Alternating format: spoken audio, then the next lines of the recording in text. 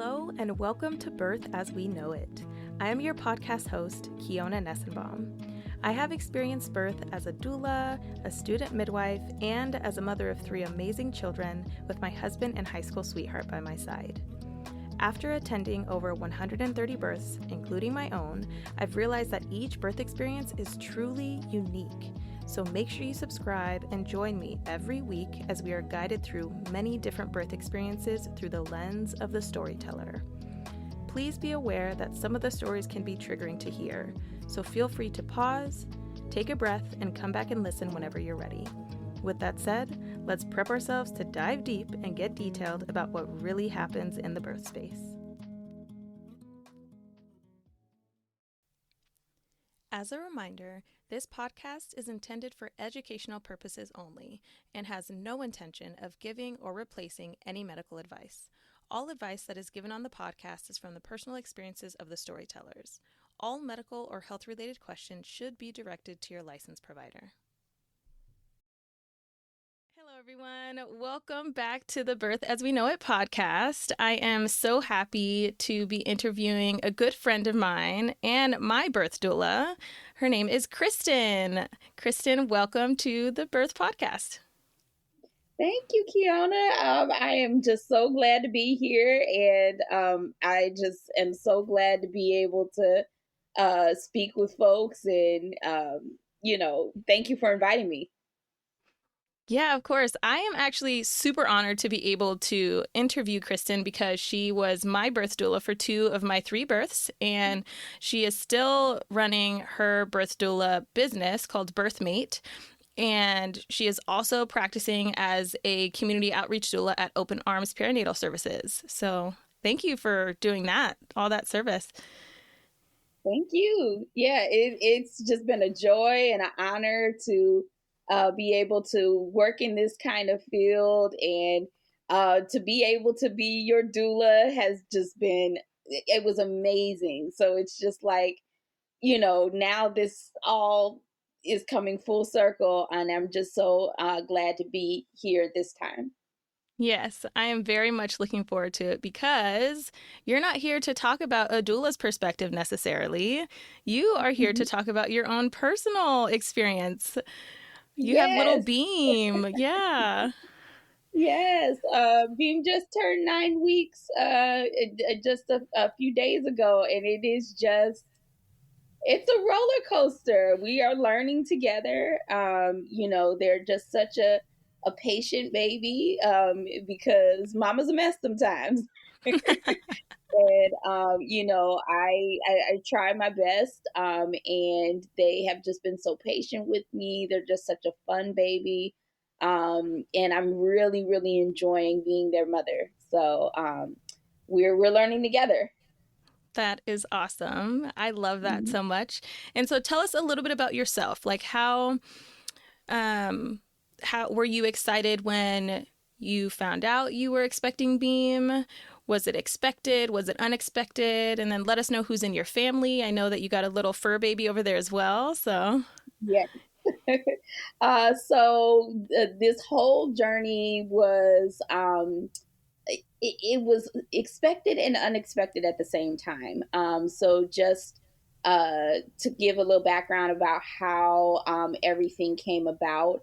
For many, many years, I wanted to have a child, and it just wasn't working for me to find a partner that I really, felt that I wanted to go along with this journey with.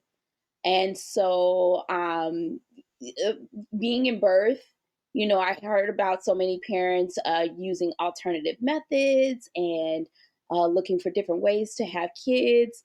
And it's just like, oh, there's so many possibilities out there. After considering quite a few different things, I ended up going with doing an unmedicated IUI. And IUI stands for Intrauterine Insemination. And so I got a chance to work with Kristin from Maya Midwifery. And they were just an amazing, amazing resource to me, gave me so much information about um, really exploring what my own body does, because in school, and this is Beam cooing, if you can kind of hear them in the background. Um, uh, uh, going through school, going through health classes and things like that, even being a doula, there's just so much that I learned about how the body functions through this process. So that was the first beginning of the journey, is learning how my own body functions, so that I could time things out in order to have a successful IUI. And for most people, it takes a few tries. It's definitely not something that one could expect to, have success on the first try or first few tries. But for me, it ended up being on the first try. So that was Nice. kind of the unexpected part.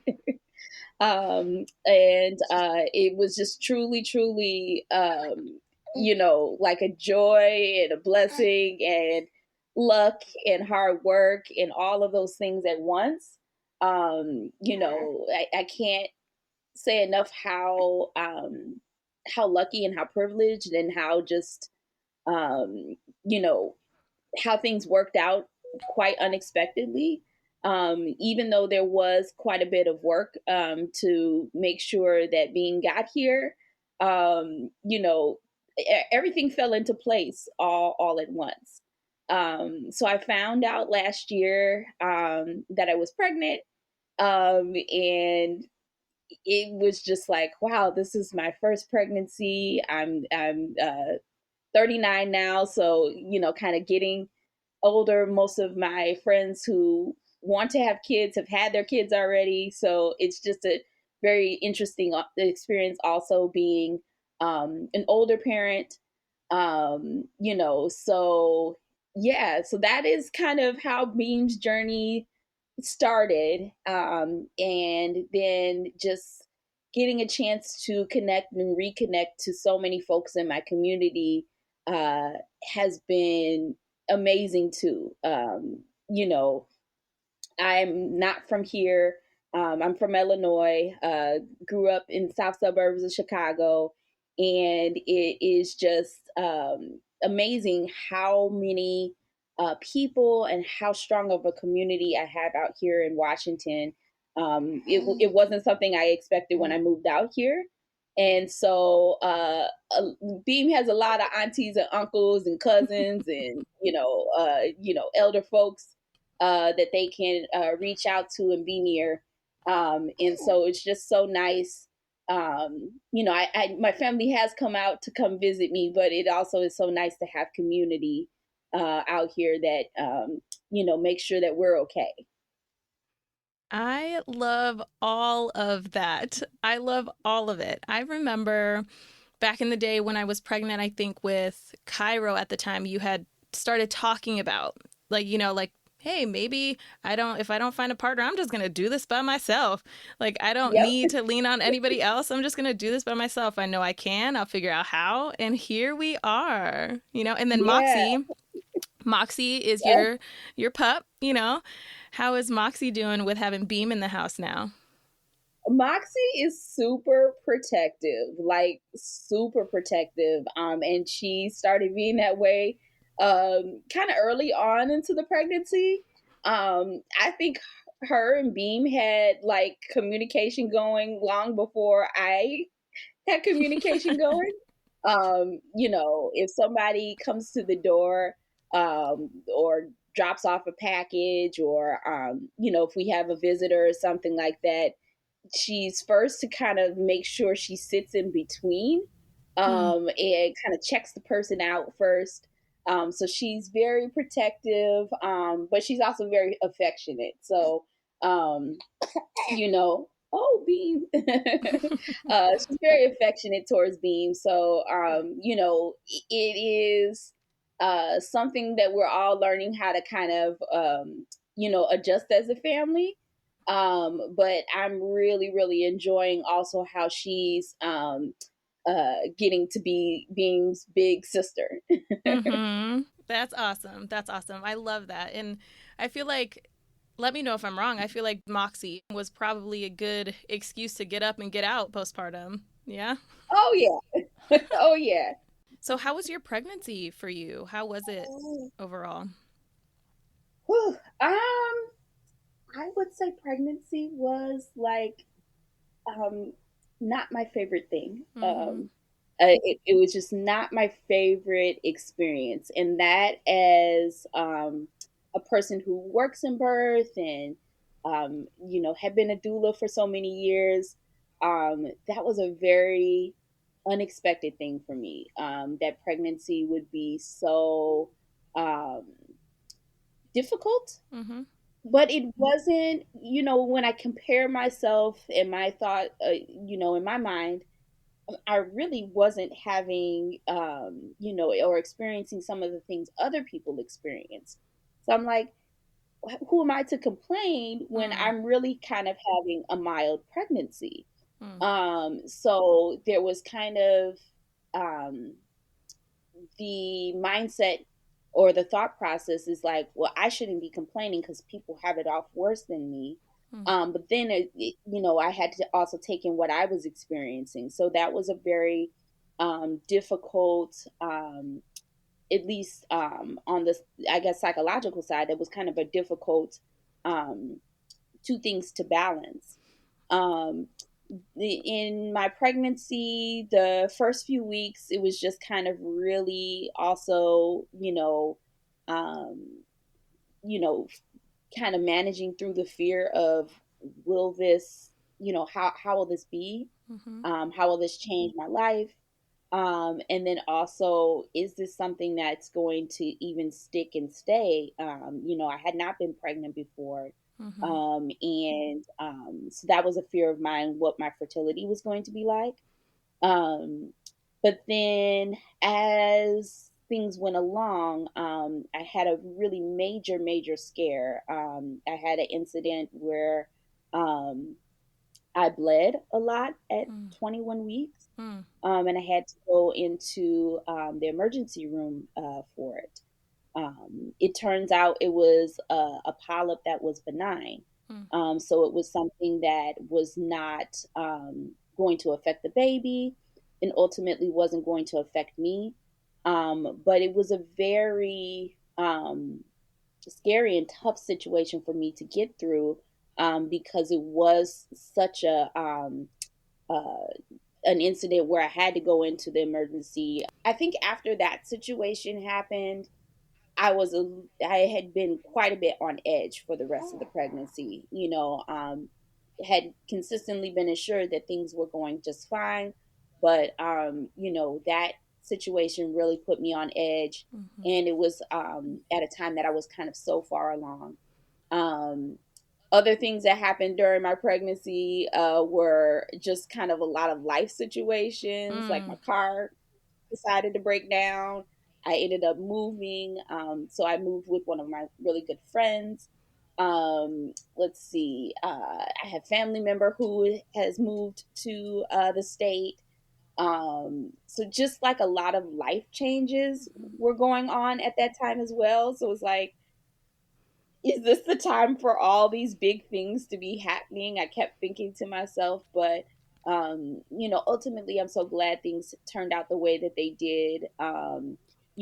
I just was able to get the car through the car situation um, with the help of a colleague who let me borrow their car. I was able to move, and that was about the smoothest move that I've had, in all the times that I've moved. um, I'm so glad that my family member is here.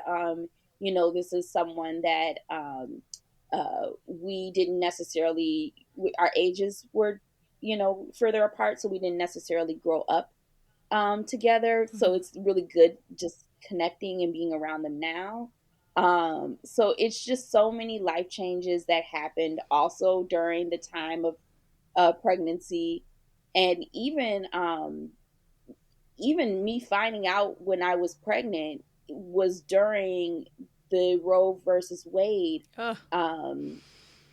Situation. So it was just like there were so many pieces and parts that were like, wow, this is a very interesting time to be Mm-hmm. doing this. And I just cannot say how lucky and how honored and how um, I just feel like how this happened for me, it's not how it happens for everybody. And I hold I hold that close because I do um, I would want everybody to have an experience like mine. Overall, it was a great experience. But I know just with the landscape of how things are right now, and I just know how everyone's life is set up. I was very lucky to be able to have Beam and to have Beam in this way. Yeah. Um, Yeah. I think that's beautiful. So, did you know where you wanted to birth your baby, whether it was at home, a birth center, or a hospital? Yes. So at first, where I was living, I definitely was thinking like, oh, I want to birth my baby at home. And wouldn't that be just like the perfect way to do things? And then there was some point where, and maybe it was after me talking to my family, just thinking about logistically, I had stairs, I was living in an apartment. Um, there was like no parking other than my own parking space. Um, and there was only one entrance in and out. So it Mm-hmm. was just kind of like I could birth at home. There was nothing keeping me from it. But thinking about logistically, like what that was going to actually look like if I had everything the way I wanted it Mm-hmm. just wasn't going to work out. So it's like, okay, that's a bummer. Like, all right, what's next? Mm-hmm. Um, I didn't quite want to birth at a birthing center because it was just like, well, if my choice was between home, um, then like my next choice would be like, let me just go full on hospital. Mm. Because I'll have everything there that I need. And and I've seen wonderful births at birthing centers, so there was nothing against it. It was just, I think, like my two primary choices were going to be either home, and if I couldn't do that, hospital. But then there was like the really good thing is that I had so much experience as a doula, being at pretty much every hospital in the whole Seattle area. So it's like, oh, Mm-hmm. I had a lot to choose from in terms of choices.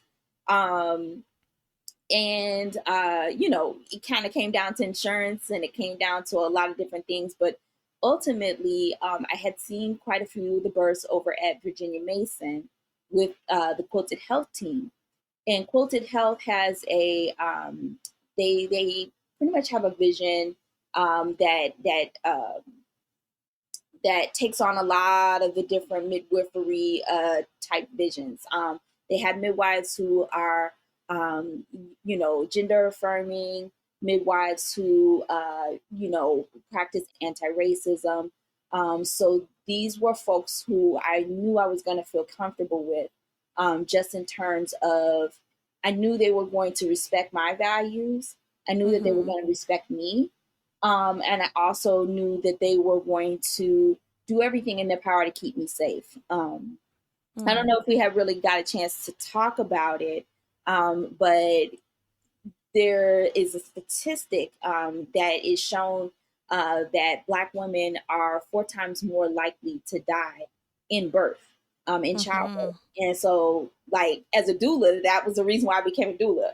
Like, I Right. wanted to Me make too. sure, Mm-hmm. yeah, yeah.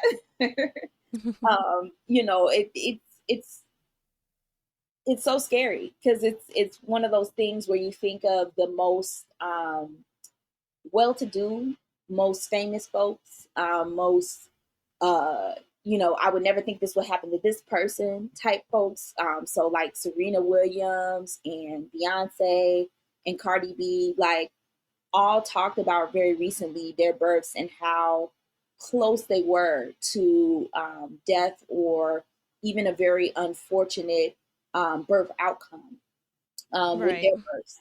And so, and I mean, amongst our community, we talk about this all the time, but maybe the greater, community or the greater listening base may not know this. It's just like even the most famous, the most rich of us, it still has this situation, and it's not Mm-hmm. because of our race. So it's not because of physically who we are, but it's because of how we're treated based on race. Mm-hmm. And so as Black women, we have to be very careful on where we choose to give birth, who we choose to Mm-hmm. give birth with. If we can make those choices. I was very fortunate to be able to have pretty much the entire smorgasbord of birthing spots to go to Yeah, yeah. birth.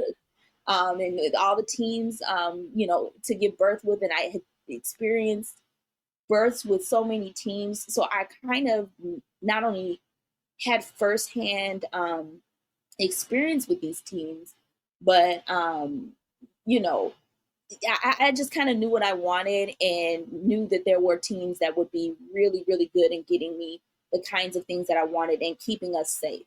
But I know Right. also everybody um, doesn't have that opportunity, and I really, really, um, it's just my heart breaks for that because that's not how we deserve to be treated at all. Um, Right. so, Right.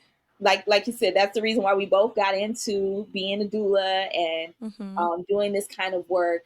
And so that piece was a big, big piece to how I decided that I wanted to work with the Quilted Health team, Mm-hmm. and that I wanted to birth Virginia Mason because they both the team and the hospital seem to have um, my best interest in mind. And they Right. expressed those kinds of things from day one. And they were very attentive throughout my birth. I will say, for the very most part, my birth was um, pretty smooth. Uh, Mm-hmm. but again, any birth, I mean, can take a twist and turn in a blink of At an any eye. moment. Yep, Right. yep. Mm-hmm. So Yeah. it's just, having people who can take charge, see things, listen, Mm-hmm. believe when somebody's saying something that's going on in their body, believe them. Those Mm-hmm. were the kinds of things that I witnessed these teams doing at other births. So I knew um, that at least I had a fighting chance. Right, right. And Mhm. then Quilted Health weren't the only people on your team. So Quilted Health was like your primary midwifery care, correct? And Mhm. you also had a doula yourself, right? Yes, and Nice. she was amazing. So my doula was Jasmine Bryant, and Jasmine actually has a doula practice called Jazzy Beam Doula. Mm-hmm. And I knew from the start that Jasmine was going to be the right doula for me. Again, I had seen her work with other clients of mine as a postpartum doula. Mm-hmm. I had seen her out in the community. She was a very strong voice in the Doulas for All uh, Mm-hmm. um, campaign that we had here in Washington State. And just for your listeners who might not be familiar, this was to make sure that each person who wanted to have access to a doula could gain access to a doula through Mm-hmm. Medicaid. Mm-hmm. So Jasmine was like a huge voice in that campaign, and yay, we are working towards and got that all passed. So it was like Do super a little exciting. dance. Yeah. Yeah. Yes, literally. I mean, think about it. Like, how many years have we been as doulas working on this and talking about this, and Mm-hmm. folks going downstate and all kinds of things, and like now it's here. Yeah. And us being one of the um, first few states, this is something that we can help the rest of the country to be able to come to a point where doulas are not looked at as a luxury, but like Mm-hmm. literally something that every birthing person should get the opportunity to have if they want. Mm-hmm. So Jasmine was a Yeah. part of my doula team. And she was also ended up being my postpartum doula as well.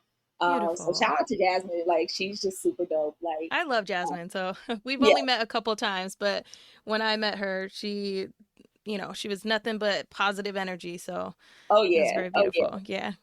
So she was wonderful.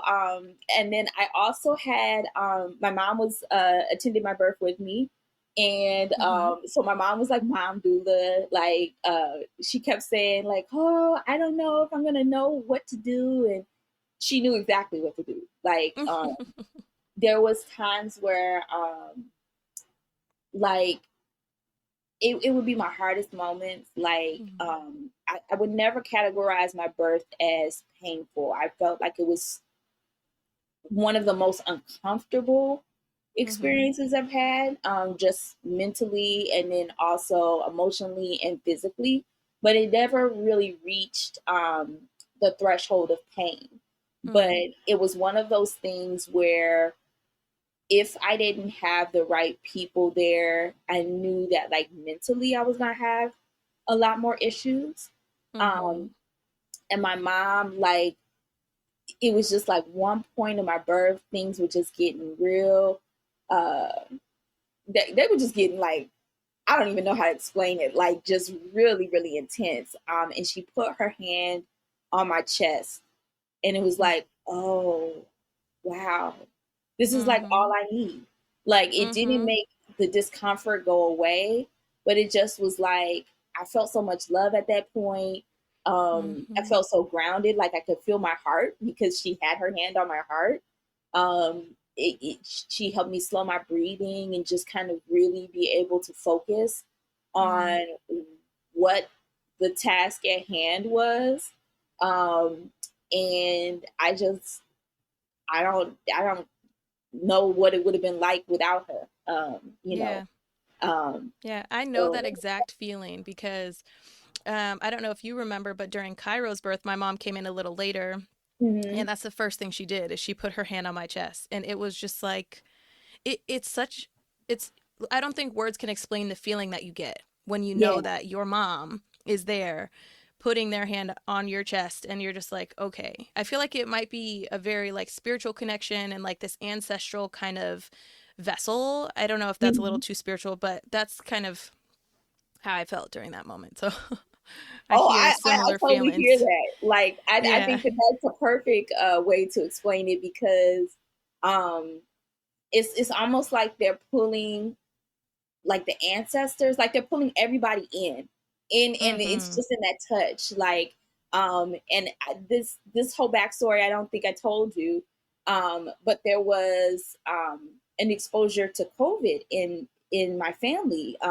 Mm. So my mom didn't know, like, this was like if the day that she was getting ready to come was I think Saturday. I think we found that out Mhm. Friday night. And so she was worried, like, oh wow, I might not actually be able to come.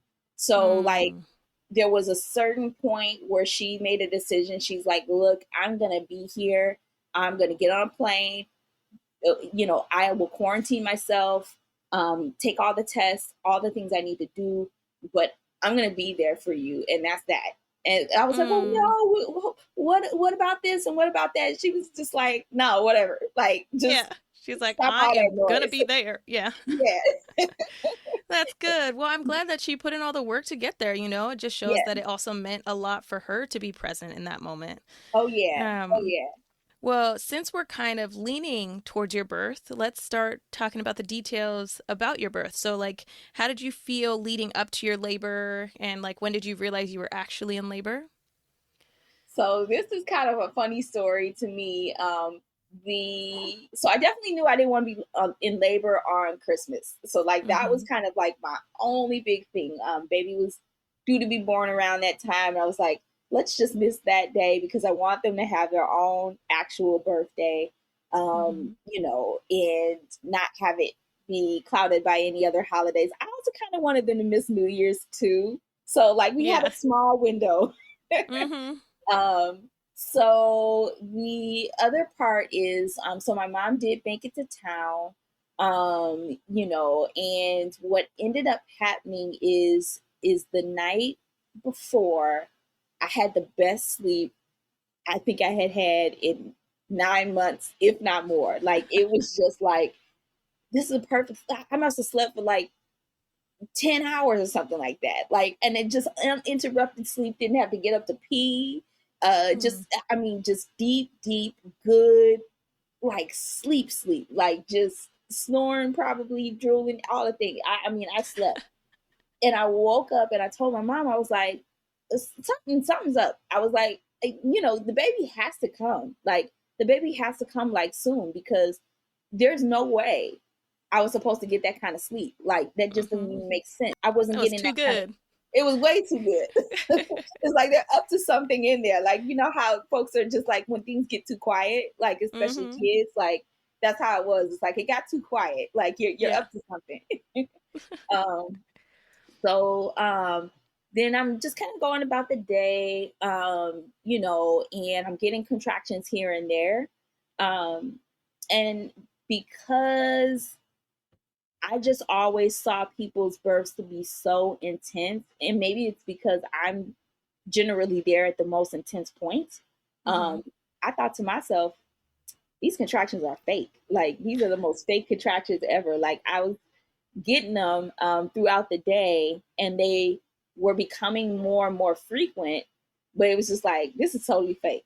Like, just, and I probably said that like several times. And then it was a point around, I don't know, 3:30 in that day, where it was like, okay, these are starting to get, they're still fake, but they're getting to be more intense. Like, where I would kind of like, I would pause on what I was doing, or if somebody was saying something to me, I would kind of just be like, just hold on a minute. Just let me get through this one and I'll answer you back. And then it came to be a point where I had my rebozo, and I put it over my bathroom door and started to do some squats. And you know, that's a tried and true move. Yes, I know. I brought it up for Cairo's birth story. I was like, this is what we did, and it was amazing. Yes. And it was just like, okay, like, this is just, it felt so good. It was like, all right, this squat, I can really get a deep squat. Like, this is a move. Like, okay, you know. And so that was like the first indicator to me, like, these might be a little bit different than the last ones. And I had been so nervous. I think the whole couple of weeks before, because it was like, never given birth before, and everybody's like, you're gonna start getting those contractions where they're just so heavy and so annoying and so intense that you're not gonna want to do this anymore. You're just gonna want to push the baby out. You're gonna want to be done with it.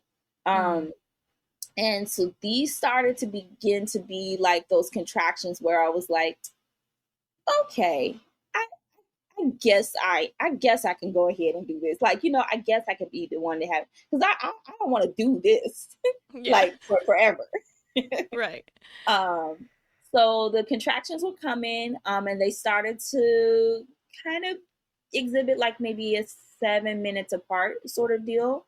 So I had my mom call Jasmine, and you know, I was just like, you know, just let her know that this is happening. Like, no big deal. These are fake.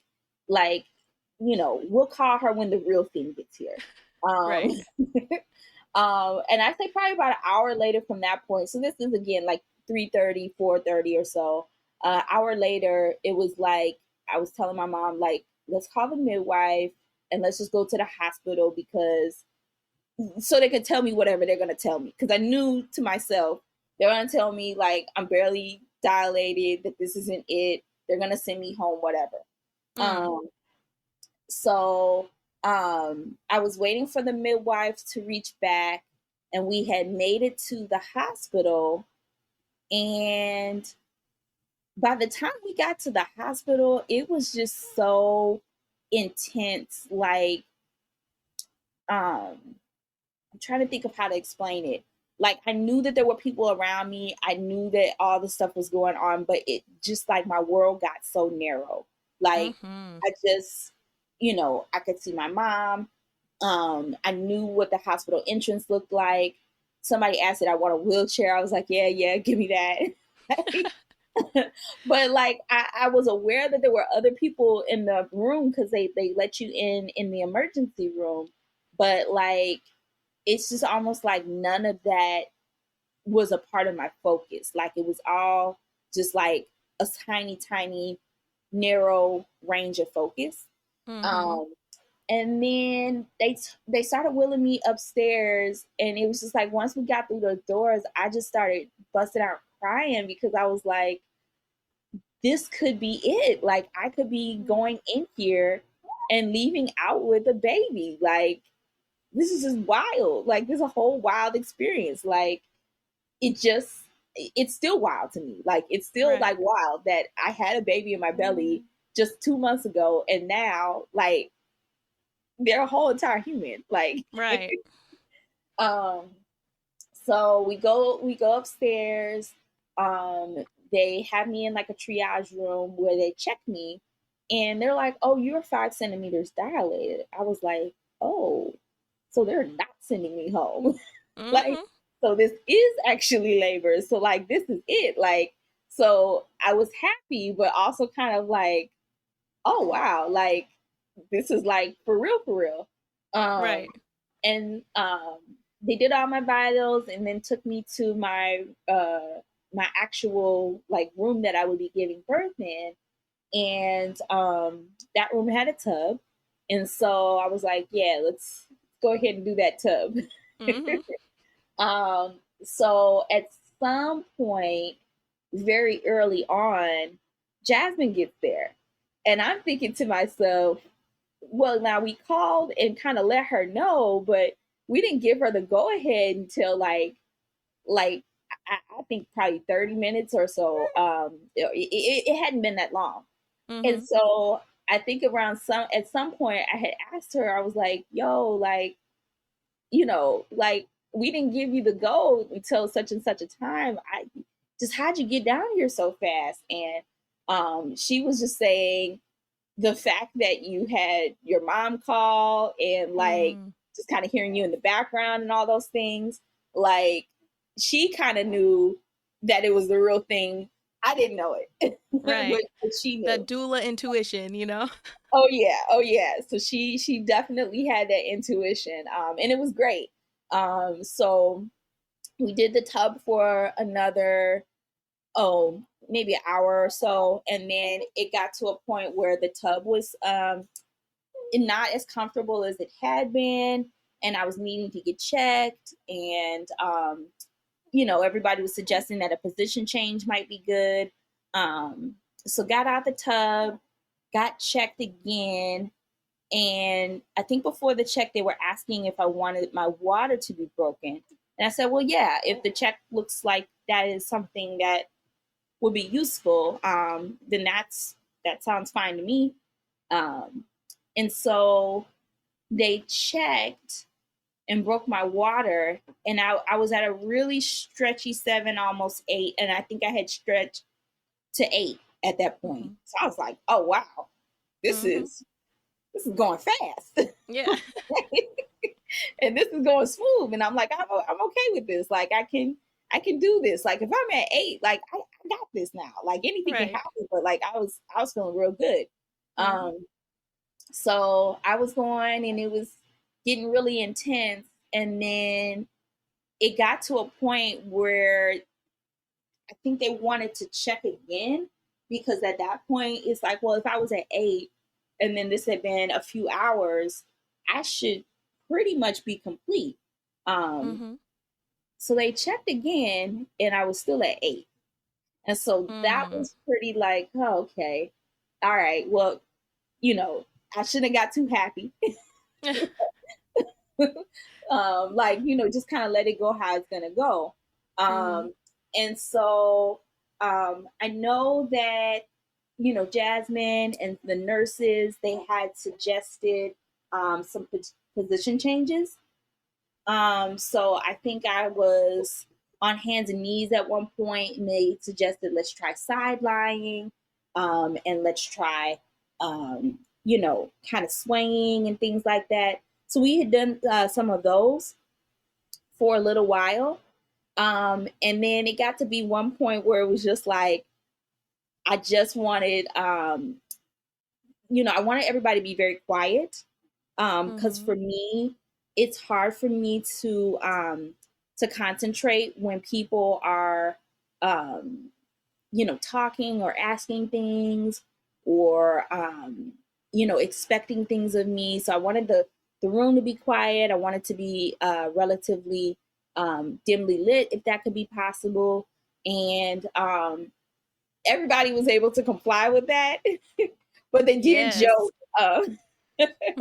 My mom was saying that they were joking, like kind of across towards each other, because I would just, hey, quiet.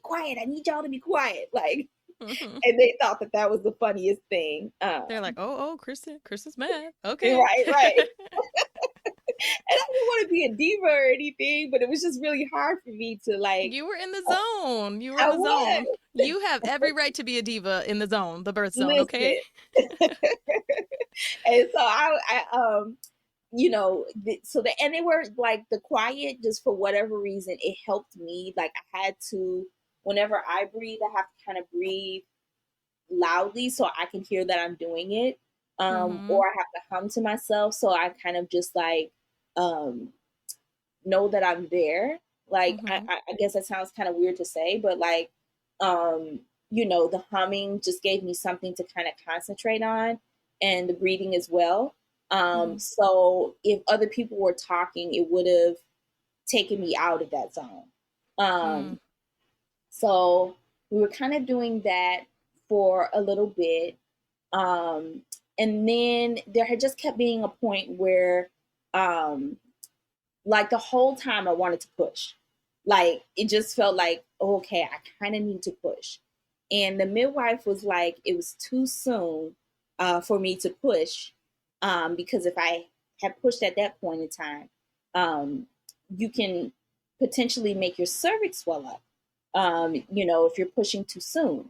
So this whole time I'm trying to hold in this extreme pressure, this like, I mean, we kind of talked about this before. Like, it feels like if a person is like nauseated and they want to throw up, and then you're telling them don't throw up though, like you just have to hold it. Like, it's really hard to do that, and your stomach feels sick, and you feel like I can't do this. And then they're telling you you got to do this for who knows how many amount of hours.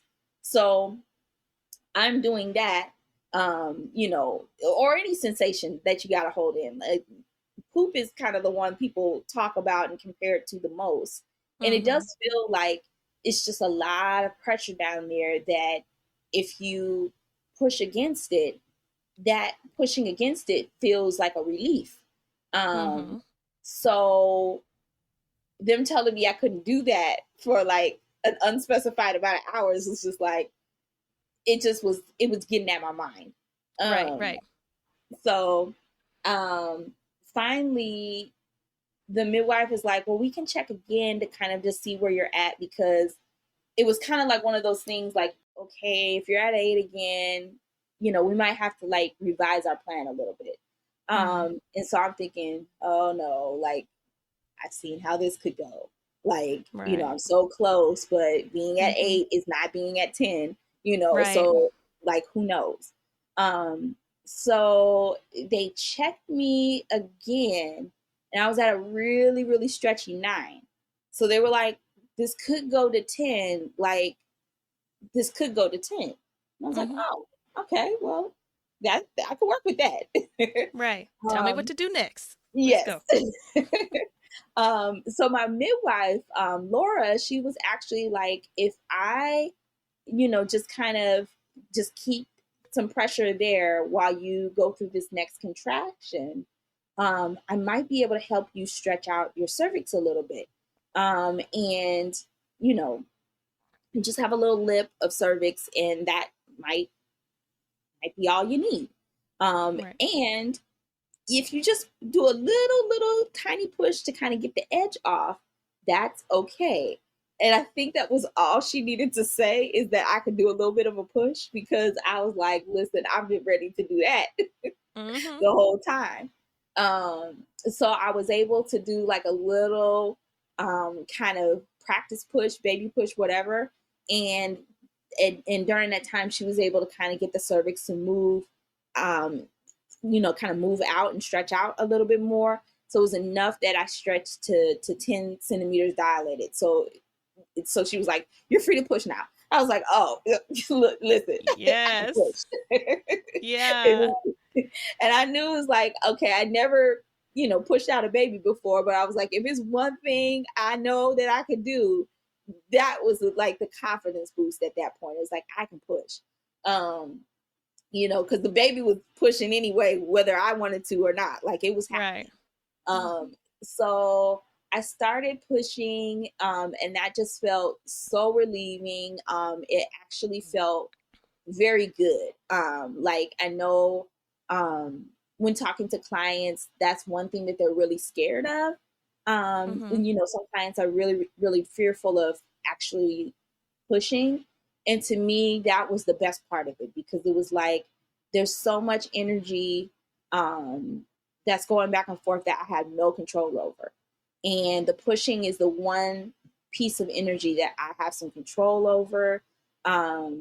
It felt good. It felt relieving. It felt empowering, and just really, really like invigorating. It was like, wow, like it's just almost like this huge burst of energy and this huge burst of like, okay, this is happening. This is happening whether I want it to or not. Like, it's happening, and I have some level of control over it.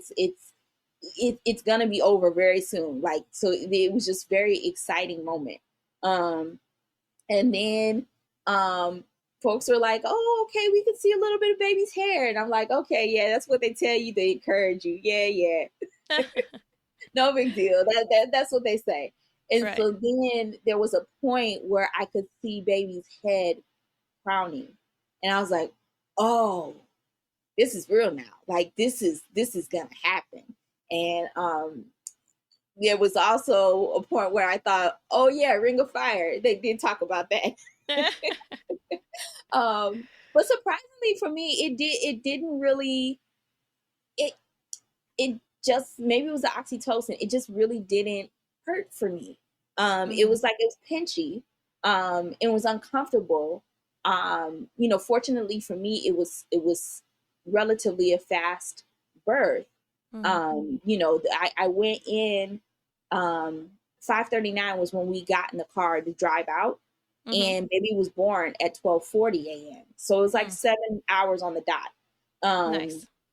Yeah. Because That sounds good. That's a good length. That's a good length of time, it's like the perfect amount of birth. It's enough to give it some time for it to set in that this is happening, but it's enough time for it to be done with too.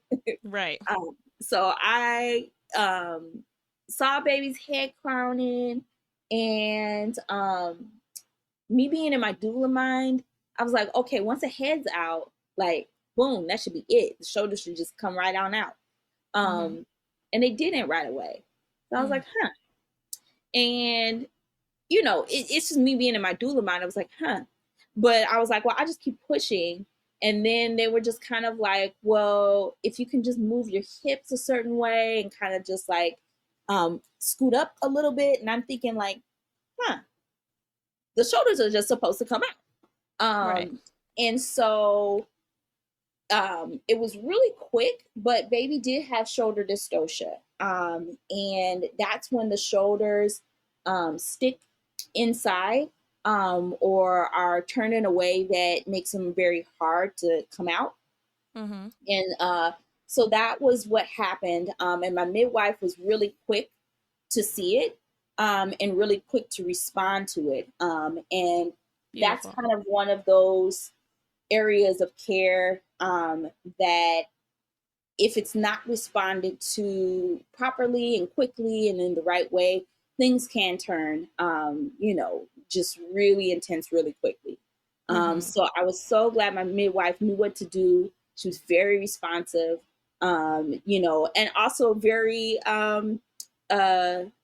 what's the word? She didn't do anything that alarmed me to it. Like, I knew just because I was a doula, like, something isn't going as quick as it should, but she never alarmed me, which I really, really appreciated. She just kind of knew what to do right away, and did it in a way that kept me calm and made me feel like, oh, okay, things are going,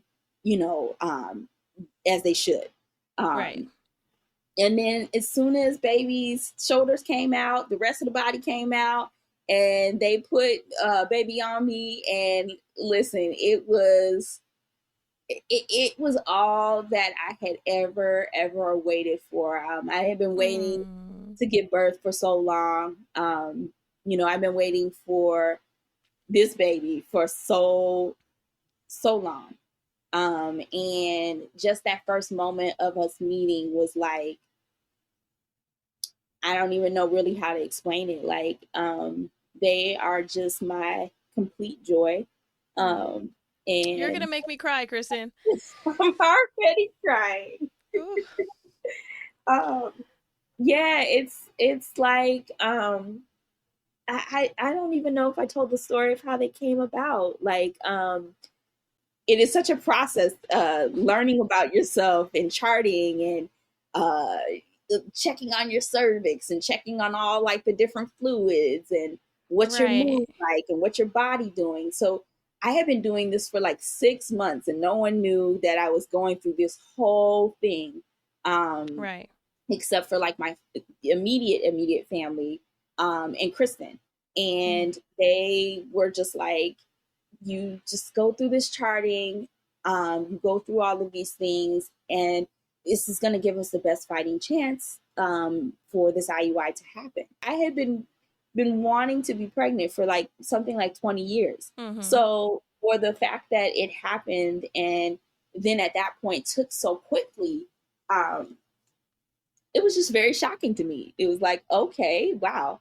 After it happened, I probably knew within that first couple of days, like before I took the test, because it was just like, everything just felt a certain way. Like I could just feel it. And so I was super excited. And then I took the test, and it comes out, I'm pregnant. And I was like, oh my gosh. And just as happy as could be. I mean, literally as happy as could be. Let's move on to your postpartum time. How did you decide to breastfeed? How was postpartum immediately, like when you got home? How was the first few days for you? Yeah. So, pregnancy was like, bleh, it was just like not my favorite experience, if you will. It was a mostly smooth pregnancy outside of the bleeding incident. It was a mostly smooth pregnancy. I mean, Beam was just in there chilling the whole time. A lot of the stuff that was going on was stuff that was going on with me. And then I had this amazing birth. So it was like, oh, this birth was amazing. I totally do this again. Like, not just I do this again, like, oh, I have another kid. It's like, oh, I would do this again on a random Tuesday. Like, this was a good experience. Yeah. So good. I just really, really enjoyed my birth. So I'm thinking, oh, I got past the hard part. I'm done with that. Let's go into postpartum and just rock it, because it should be just fine. And postpartum has been kicking my butt. It really has. I would say when I was in the hospital, and then even after, there were several lactation consultants that I had seen, and they all gave me different kinds of advice. What was generally said to me is, baby looks like they have like a little bit of a tongue tie, but it's no big deal. And so I'm like, okay, cool. And so like for the first couple of days, no big deal. They're new, I'm new. Who knows how this should go? But there was a point where it was like, I'm in excruciating pain every time I'm nursing. Mm. Um, and I mean, if we're gonna do the math, um, I'm terrible at math, so we're not gonna do the math. It's not No fair. math. Okay, no math. No math, no math. But you're supposed to nurse for like 12, basically 12 times a day, those first few, because it's basically every 2 hours. Right. And so I got that part of math, like 12 divided, okay, Right, right. 24 hours. Yeah. So you're about 12 times, maybe more, maybe less, every day for as long as you want to breastfeed. Mm-hmm. So, I mean, after the first week, this means I have been nursing hundreds of times. So, Right. hundreds of times in excruciating pain. And I was like, I knew as a doula, I would never let my client go through that without saying, like, maybe something should be changed, if Mm-hmm. they had let me know that. So, it was just, I kept thinking to myself, like, I am really in pain. So I would ask care providers, and they were just like, well, it looks like a little bit of a tongue tie, but nothing too big, nothing too bad. And baby will start to grow out of it at a certain point, and just hang in there. Mm-hmm. And I was hanging in there for about as long as I could hang in there. Right. And then what ended up happening is I had some lactation consultants at the organization that I work at. Mm-hmm. So at Open Arms Perinatal Service, I was working with Elizabeth Montez and Markia Brunson, Mm-hmm. and the two of them really, really took the time to sit with me and actually took the time to ask questions, ask about like everything that was going on with me. Mm-hmm. And then took the time to like go through and look at Beam and like look at their mouth, their anatomy, their structure. I mean, it was just so thorough, so many questions. And then they were like, you know what? We think that this is something that you should really go and get checked out. Mm-hmm. And actually ended up making a referral. So they referred me to Pacific Lactation and Wellness. Those folks were out there were amazing. They saw the tongue tie and they were like, yeah, this is a severe tongue tie. Mm. So we need to do something about this right away. And they fixed Beam's tongue tie, adjusted Beam's the tongue tie, and I will say that made a huge difference. You know, uh, Breastfeeding hasn't been perfect Mm-hmm. since then, but it has greatly, greatly improved. Good, I was, good. yeah, because I was telling Elizabeth and Markia, I was like, look, um, I think I was maybe a day or two out from just saying, nah, I quit. This whole breastfeeding thing, I quit. It was just me trying to do everything I could to get through it. Mm-hmm. Um, and, you know, when I think about how well we bond with breastfeeding, Mm-hmm. and thinking about times where it's been like 2 or 3 days where, for whatever reason, for 2 or 3 days, I have to pump Mm-hmm. instead of actually nursing directly. Um, the bonding, there's just a different level of bonding with breastfeeding. Yeah. Um, so it's definitely not to say that any way that a person feeds their baby, that it has to be done one way or another. Um, but for us, I really wanted to breastfeed, and for us, I feel like that really bonds us together, like glue. Like Right. I Right. love Well, breastfeeding now. I am so happy that your breastfeeding journey had that little bump of confidence after that tongue tie revision. I'm Yes. definitely happy to hear that. Um, I want to get some info out there for the listeners to wrap this up. You wanted to share the Quilted Health resource, like where you went, you wanted to share your doula, which is Jasmine Bryant, and then the Perinatal Support of Washington, because, you know, postpartum mood disorders are very common and not regularly talked about. So we'll share that Yes. resource for sure. And then Open Arms Perinatal Services, which is you briefly mentioned, which is where you work, and they offer tons of services. So we will put a link down below for that as well. Yes. Before, you had mentioned a song that I wanted to share on your behalf, which was The First Time I Ever Saw Your Face by Roberta Flack. Oh my gosh. Yes.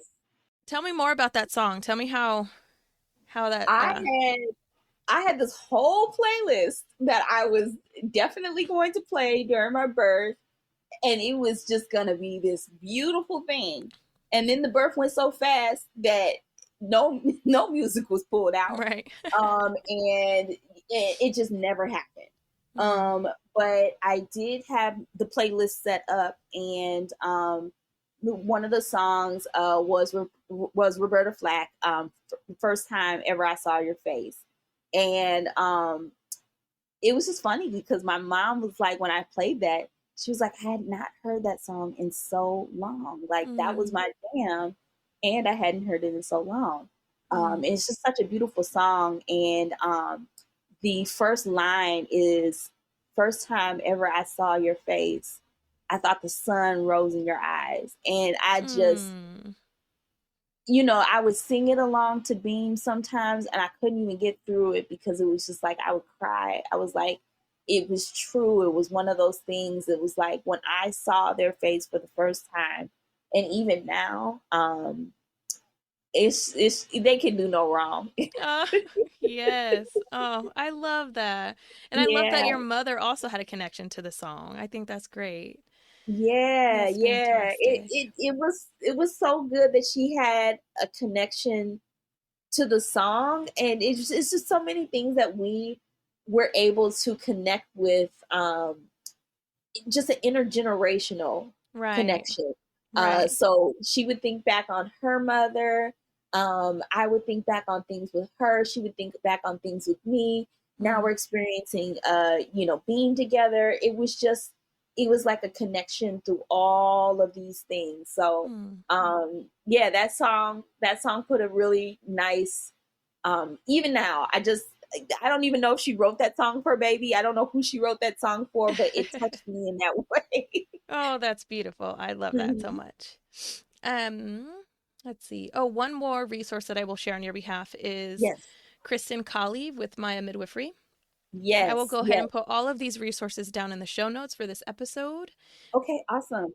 Let's close this off with one word that you would use to describe your pregnancy, labor, and birth experience. Oh, one word. Let's see. Empowering. It was just kind of one of the most empowering experiences that I've ever had. And maybe this is too soon to say, but it's one of the most empowering experiences that I think I ever will have in life. It's It ain't too soon. It ain't too yeah. soon. Oh, Yeah. yeah. It's very empowering. Yes. Mm-hmm. And then what is this? This will be the last question, and I think it'll be a good way to end. Is what is one Okay. piece of advice that you would give to all pregnant people to prepare for their labor experience?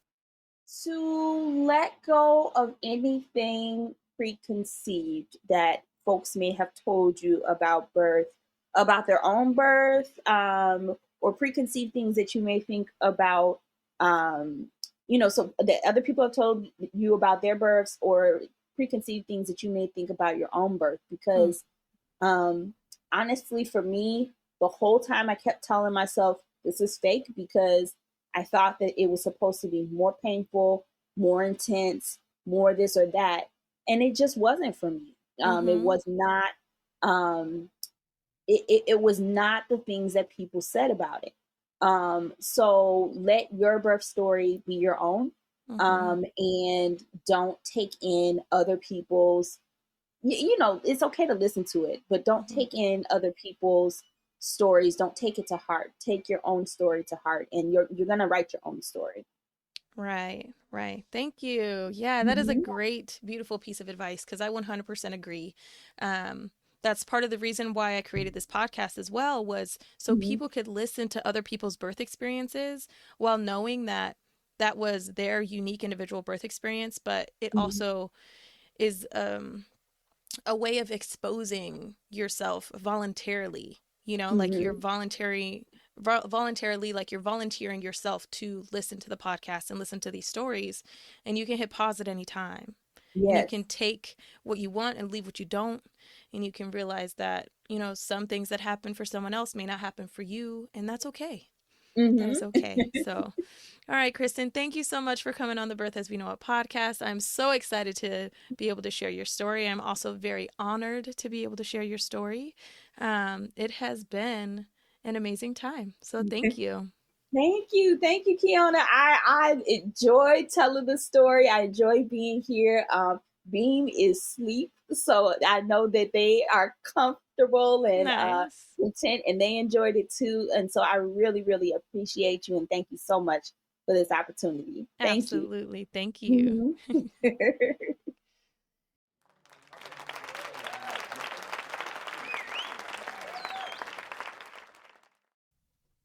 Recording this episode with Kristin was so eye-opening, and I really, truly enjoyed it. I really loved how she utilized her experience as a birth doula to help understand what was happening and going on during her own pregnancy, labor, and birth. She is filled with so much knowledge and experience, and it was truly an honor to interview her for this episode. For next week's episode, I had the amazing opportunity of interviewing Mercedes Snyder. Mercedes Snyder is an amazing midwife, and she was present at 2 of my personal birth experiences, once as a student and once as the primary midwife.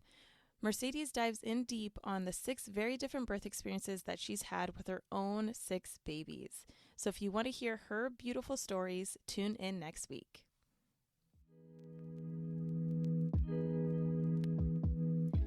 Thank you so much for tuning into this episode today.